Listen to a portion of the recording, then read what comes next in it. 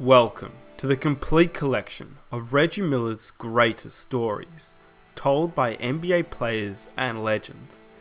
If you have missed any of the other episodes in the series, there is a playlist link in the description box down below and on the top right of your screen.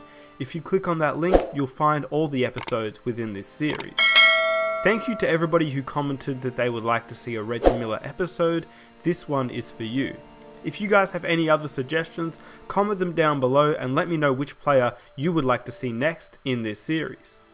Without further ado, all I ask is that you please leave a like on this video to show your support. These videos do take a long time to edit and produce. If you are new, be sure to hit that subscribe button if you enjoy the video and the rest of the series, and hit that notification button so you stay up to date with all the new episodes as soon as they release. And enjoy the episode. He loved the big moments. He loved the big games. Reggie Miller is one of my favorite teammates of all time because he's a winner. As an opposing player, I really didn't like him too much, and that's a compliment. Reggie Miller is one of the best pure shooters that I've ever played against. He was always talking and flopping. Me talking about flopping, but flopping. I think it was game 3. He hit me with a ball. Stark, shut up and play. I like, okay, I know I can handle this. Everybody saw it, and then he did that, and both those things were directed towards me. Playing against Reggie and coaching Reggie and knowing his personality, Reggie's hit more shots in crucial times than about anybody I've ever seen. Every time I go in that fucking game and come out, I got a new scratch. It became personal with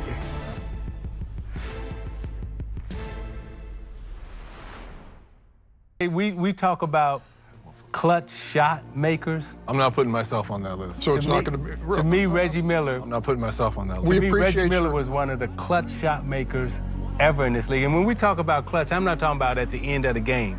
Reggie Miller would make those shots when you down 4 and you need a bucket to stay in the game. Playing against Reggie and coaching Reggie and knowing his personality, Reggie's hit more shots in crucial times than about anybody I've ever seen. He loved the big games. He loved the playoffs or the big marquee matchups against his arch rival, whether it was Michael Jordan or somebody or the Knicks.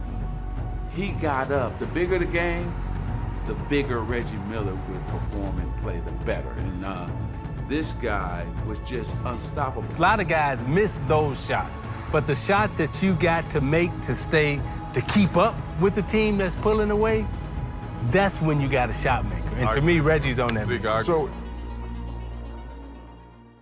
if I had to pick a team that gave us the toughest time in the East, Indiana was probably the toughest outside of Detroit.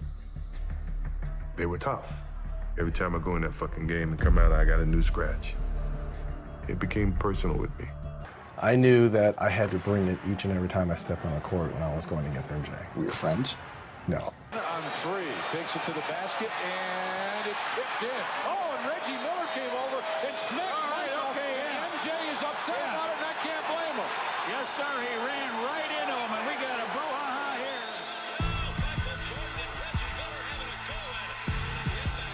Don't hold him back. Let him go. Looking back over 18 years, you'd have thought that Michael and I, the Bulls and the Pacers, would have played more than once in the playoffs. We only played once, and it was that epic 7-game series.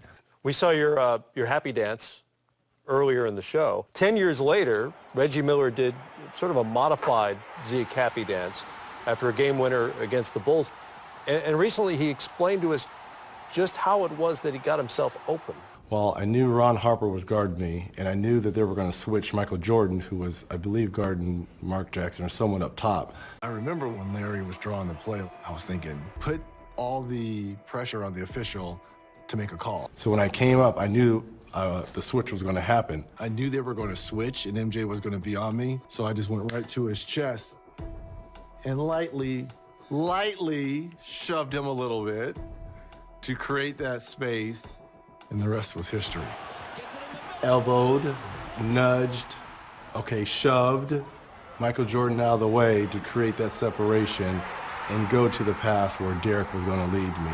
And it was a perfect pass, perfect execution, and the rest is history. Now I got to ask you, where was Randy Brown going? He knew. Randy knew. As soon as the ball touched my hands, game time. All right, let's get ready for the next one. Randy knew. Isn't that right, Randy? We talk about, you know, Reggie before the game said that because he spent some time with you on the movie set this summer, that your relationship with him has improved, that you guys had a chance to talk. Can you expand on that? It's just a mutual respect. You know, I think, we had a chance to play against each other, play on each other's side, and, I got to know him as a person. He still competes hard, each time we go against each other, but it's a mutual respect there, and, I'm glad I had a chance to sit down and talk to him and, just spend some quality time with him to see what type of person he is, and, he's a great competitor. Reggie Miller is a great basketball player, but if you stop and think, he's been the only player that ever got Michael Jordan ejected. So there ain't a better talker around than Reggie Miller if he can take the best player and most disciplined player in the league and get him upset. Reggie Miller does a lot of talking. Reggie Miller does a lot of talking. Talk to you from the time you come out the locker room, he'll run you right back into it. Tonight, Phil Jackson's crew is trying to get back on track. In fact, the Bulls have all kinds of incentive in meeting Indiana. Professional and personal reasons for wanting to hand these Hoosiers their head. They lost it by 21, 135 to 114, ending what at the time was an 11-game winning streak. All that was bad enough, but the Bulls then had to chew on some post-game remarks by Indiana's Reggie Miller. Reggie had just lit him up for 40 points and then issued the following statement.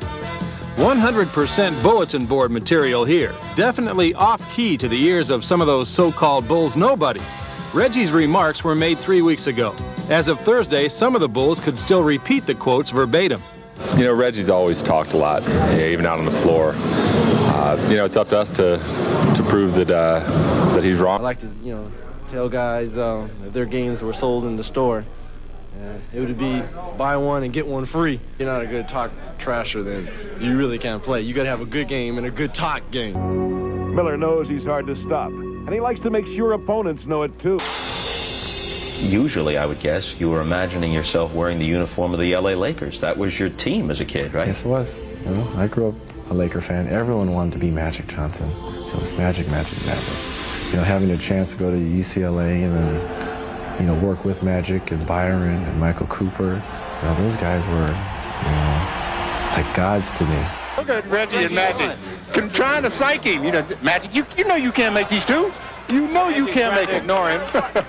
In the last game of the Great Western Forum, Magic needed a couple of free throws to put the ball game away, and Reggie Miller harassed him.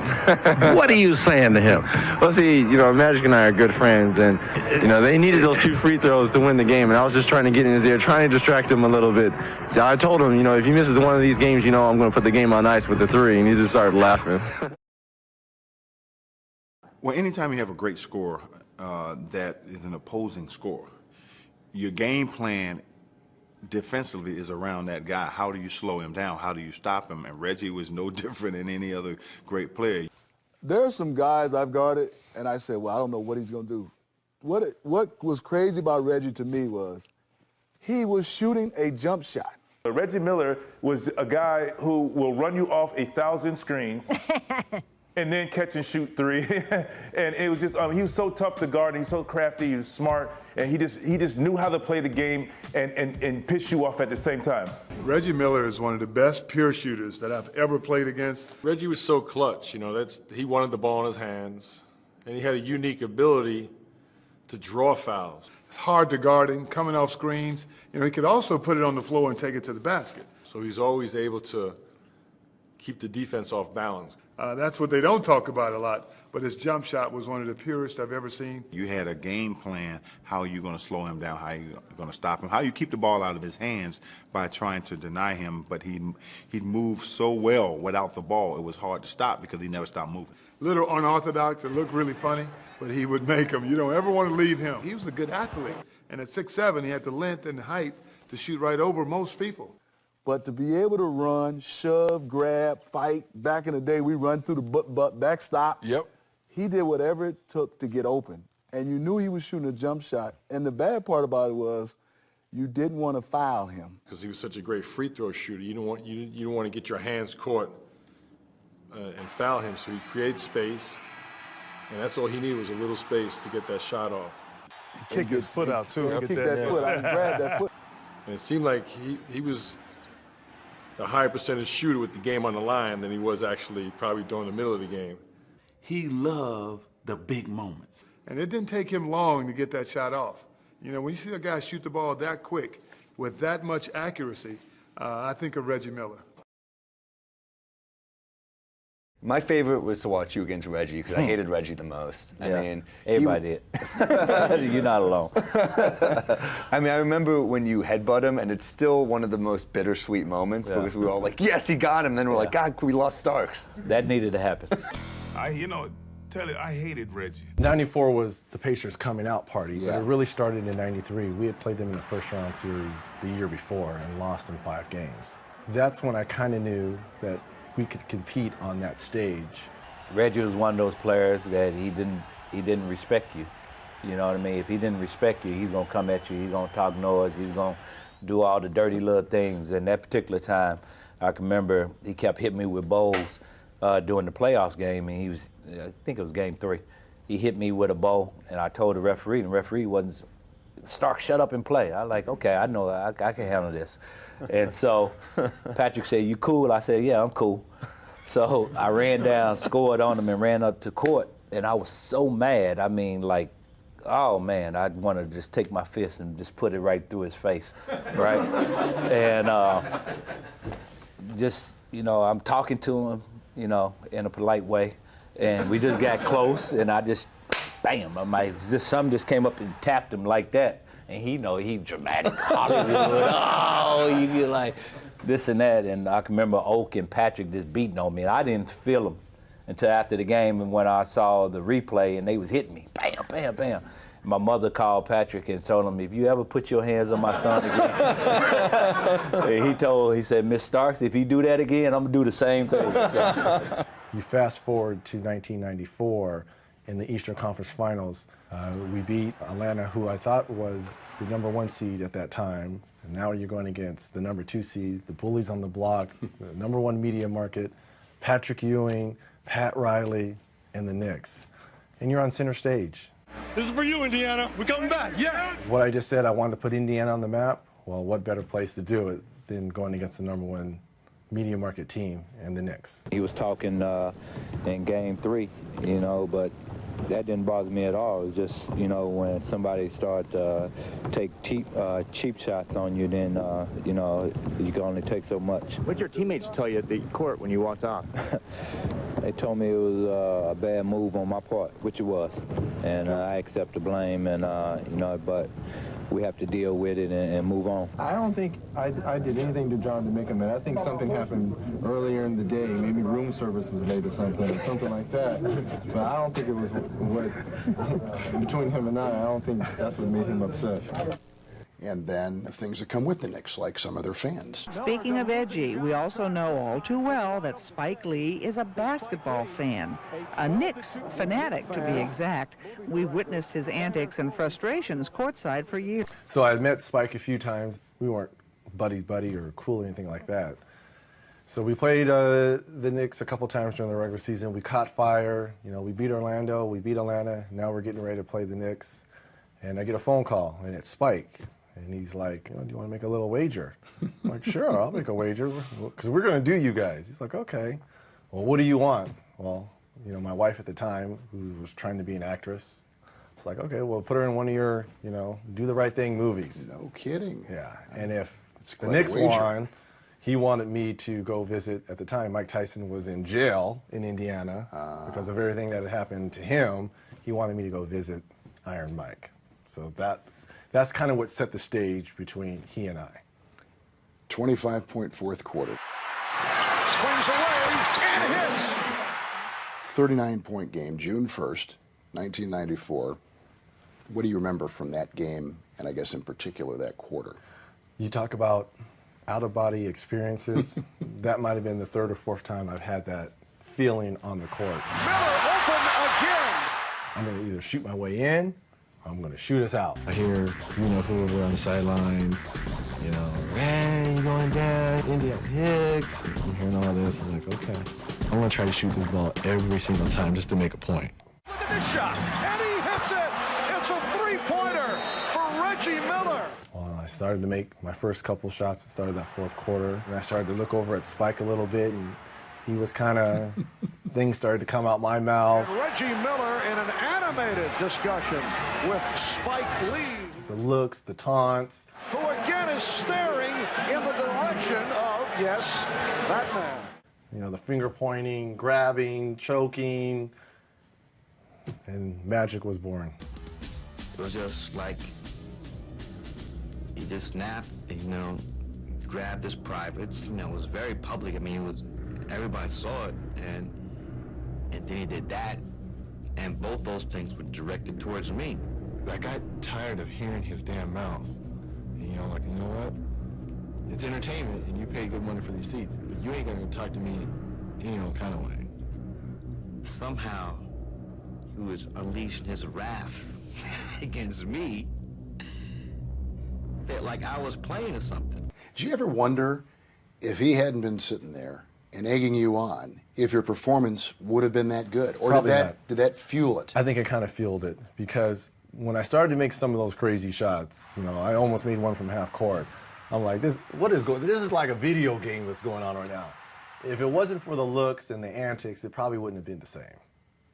What did your teammates say to you during timeouts? What were guys from the Knicks saying to you on the floor? They had to just be going, holy smokes. I remember Byron Scott and Sam Mitchell coming up to me with towels and fanning me down. I was like in a different zone. So in timeouts, Larry Brown would be talking and I wouldn't hear it. I wasn't hearing a word he was saying. I was just in my own little world. Let's just go play. I don't care what happens. We're going to do this. And yeah, so I was in my own world. Miller's dramatic display carried the Pacers to victory, announcing his arrival as an NBA star, turning Spike into a scapegoat for the Knicks' defeat. I'm on the front page, me being blamed for the loss.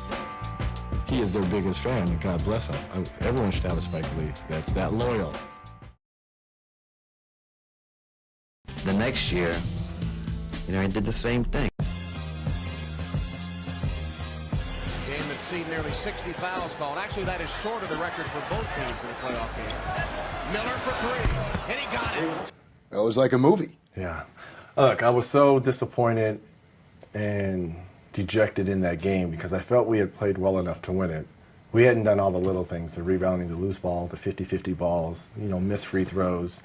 And it seemed that they were going to win that game. So now we have our worst inbounder, Anthony Mason, take it out. Greg Anthony was wide open. I threw it to him. He slipped. And I kind of see his foot stumble just a little bit as he's taking the ball out. And I kind of nudged Greg Anthony and he fell. I didn't know Anthony Mason was going to throw me the basketball again. And I made the three, so I knew they didn't have any timeouts. Reggie absolutely shoved Greg Anthony. It was the best chest pass from either team. Oh, he threw it away. Reggie for three. Boom, baby. It's a tie ball game.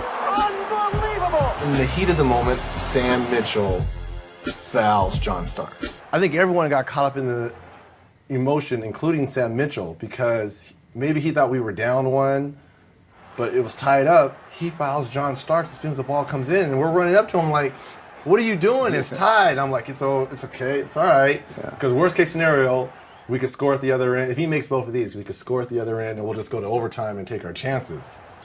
I was kind of like in shock that this whole thing happened. At that time, I'm walking to the free throw line, and I'm thinking like, man, did this dude just did this? We watched John's eyes, and he wanted no parts of those foul shots. There's no way he's going to miss the second free throw. There's absolutely no way. Starks misses the foul shot. Ewing misses the putback.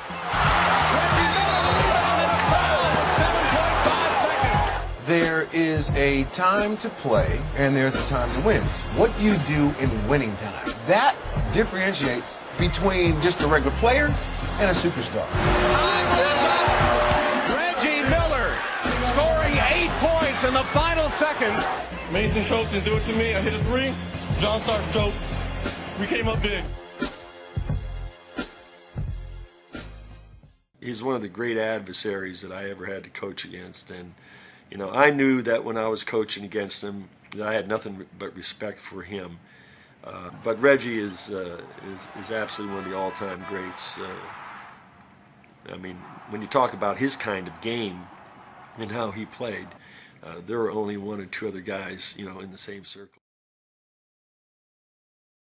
Reggie Miller is one of my favorite teammates of all time because he's a winner, right? Yeah. He's a winner in every aspect of the word, and he could have easily deaded that trade, easily. Trade for him, trade me. He's like, nah, bring in the young boy. I remember having a conversation. He said, I'm gonna let you be whatever you want to be as long as you work for it. That's dope. He did the same for me. Reggie did the same for me. Especially coming from a Hall of Famer. Reggie is unbelievable, bro. He meant so much to me in my career. And that's why that brawl situation, I probably wanted to win it more for him than it was for myself. Right. We were just coming back from losing to Detroit the year before, and I thought it was our best year probably to win the championship with this new core. Steven Jackson, who was just added to the team, Ron Artest, Jermaine O'Neal, Al Harrington. You know, we had a pretty good, nice young nucleus. Did you enjoy when it was your time to be mentor? I loved it. Did you? And who were some of your pupils? Al Harrington, the best. At the time, Steven Jackson, though at times he could be a little rough around the edges. Deep down, I know Steven Jackson has a good heart. Jermaine O'Neal, he was my locker mate right next to me. To just touch on what he said, they brought me in the next year, the year Reggie was retiring. And Reggie was basically stamping me as the person to fill in when he leaves, you know what I'm saying? So that year was special for all of us for Reggie, you know what I mean? Because we knew we had the team, you know what I mean? And to not do it was a letdown. Even though we came back and still fought in the playoffs, it was a letdown for all of us because we wanted to do it so bad for Reggie. I mean, it was crazy too that Reggie probably, that situation was so bad that it forced him to retire. And at that point in time, I didn't tell anyone, but I knew in my mind that it was time for me to retire. We talked about the fans of Indiana and how they're all in. I think that left a bad taste in a lot of people's mouths, that brawl, that scene. Maybe for the first time, basketball wasn't enjoyable for me. And the maturity level wasn't the same. And trying to teach them respect, to be on time, and to go over the playbooks, and they didn't want to have any parts of it. They just wanted to have fun. A lot of these younger players just wanted to show up, and it frustrated me. Yeah, Reggie had probably 2 more years in it. Really? Just a lot. It was like a lot, motherfuckers on that mental side. This person that is presenting me tonight, Reggie Miller, is the best shooter that I've ever seen in my life. My favorite player growing up was Reggie Miller. Reggie Miller. Reggie Miller. Reggie Miller. Reggie Miller. Number 31.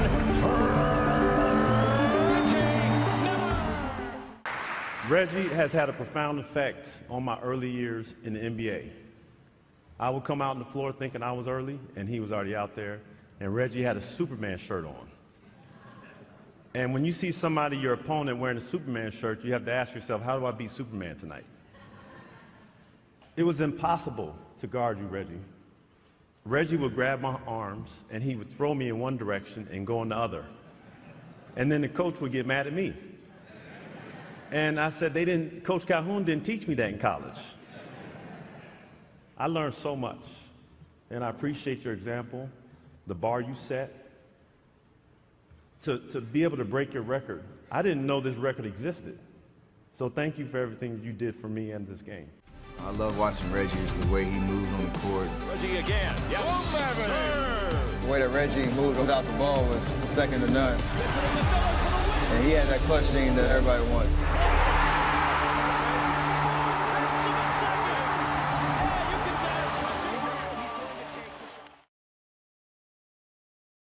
I saw back in 2007 they tried to get you to come out of retirement, and that they was the Boston Celtics. And what was the process to figure out at 42 you could possibly join Garnett and Ray and Pierce and Boston? America, this proposed trade has been agreed to and will occur. Seattle will send Ray Allen to Boston for the number 5 pick.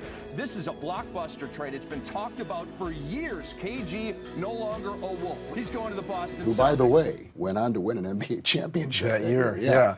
The moves had just happened to bring Ray and KG. So this is August. This is August. Of 07. I would say late August. Yeah. And I get the phone call that, you know, they're thinking about adding me to the roster. Danny called me and was like, look, I think you'd be a great piece. You know, you can come off the bench, which I had no problems with doing, you know, play 15, 20 minutes a game, spread the floor.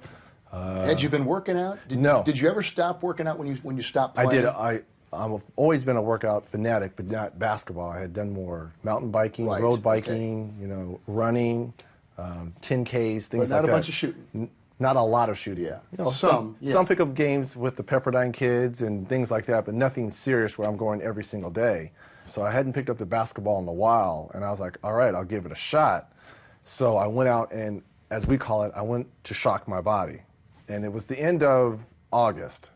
And the Celtics, he needed an answer within 2 weeks because they were getting ready to go overseas to Italy or They France. went to Rome, right? They went to Rome to play in some type of tournament, a bonding trip for the Celtics. And he needed to know before then. I always tell Danny this and tell people, if he had called in July and given me all summer. Like a 2-month leave. If he would have given me 2 months, it was too hard for me to shock my body in those 2 weeks, which I tried. So I went and I did 3 days, actually. Did you? To try to shock my body. And though the shooting was there, my legs weren't there. And if my legs aren't there, there's no way I can do an 82-game schedule. Did you guys ever have any friction when you played against each other? I didn't have friction with him. I had friction with Vlade, because Vlade was the instigator. He was always talking and flopping. Me talking about flopping, but flopping. So it was Vlade that I had problems. I never had problems with C. Webb, especially those great Sacramento teams. Yeah, I was a big fan of Reggie, but I didn't like him because he was always beating our teams. You know, like he was the catalyst. You know, I knew he was the one who's going to be talking junk, getting in the guys, and so he was a guy like you always wanted to play with. But when you're playing against him, you just hate him. He's talking junk. You saw what he did to the Knicks. You see him kicking out. This is the human kickstand I've named him because when he shoots the three, all that leg stuff that he complains about when we do games, he might have helped invent all that. The kick out that got him to the free throw line so often. Smitty, this seems to have struck a nerve with you. Let me tell you, when you're out in the Eastern Conference and we played 4, maybe 7, 8 times a year, we played in the playoffs. And Reggie, ultimate competitor. We talk about competitors, I mean, to the 10th degree, because it was grab, hold. Reggie would do whatever and you're not. I didn't do as much. Yeah. And I've always said, I tell kids, the endurance of Reggie Miller is phenomenal. I mean, he can run off a screen, get it, run back off a screen, run off, and then still have the legs to shoot the basketball and shoot the basketball the same way. Even though it was a different type of form, it still came off the same way, whether he was kicking, whether he was off balance, and there wasn't a lot of dribbling. He was taking one dribble or no dribbles and still being able to shoot the basketball and still had that same endurance in fourth quarters and after 82 games in playoffs. How did you prepare for him? Well, I think the one thing was I always wanted to send him to come off this way. Well, what I mean is shooting it off his left shoulder, because I thought off his right shoulder, he was real good at being able to take one dribble and get back to the baseline. I wanted him to keep it in his right hand to drive the basketball to make a play. But preparing for him, it was teammates, Grant Long, guys that were bigs that could switch out. That was the only way you had a chance, I thought, with Reggie Miller, to have a big that could switch. Now, did the coaches or the players, were they like, hey, Reggie sending a limo for you tonight? Remember that? When? When did Lenny ever say, hey, to try to get you to guard him a certain way, he say, hey, Smitty, Reggie gonna send a limo for you tonight. He's gonna get 50 on you. How did he? My thought process, the best way to guard a Reggie Miller was to post him up and get him in foul trouble. That's what I wanted to do. to post him up and get him in foul trouble, to take away some of his aggression. One thing, Smitty, I guarded him a little bit too. And because he wasn't one of those guys that had the ball in his hands and make a play, he came off of screens. You had to really be disciplined and focus and lock and trail. And so with shooters, you don't want to give them any space. You want to be up on them. You know, when they catch the ball, you want to be right there. And so as he's curling the screen and coming off, and as you're going by, that, you know, kicking that foot out, either way, whether he's coming off the right shoulder or left shoulder, it really became a challenge because you didn't want to get too close. It's like you want to do your work early. You want to try to ride him through the screen. But as he catches it and he's kicking that foot, whether from 3 or from 2 or whatever, it's like, well, they're going to call that foul on me. And it just he became unguardable in that sense because you had to get up on him. Well, they say going to call Kevin, that foul. Kevin Durant was like with the first. Reggie was one of the first to me because if you were close to Reggie, he was taking him and Carmelo.